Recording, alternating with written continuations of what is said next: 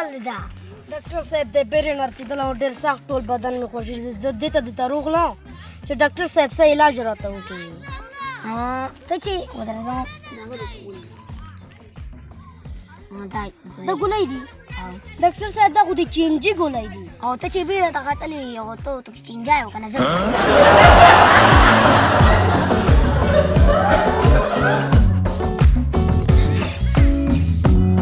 ډاکټر صاحب شاید دا خبره خو دې صحیح ده خو دا وزن مې ډېر غوټېږي دا به څنګه چال کوم ته چې دا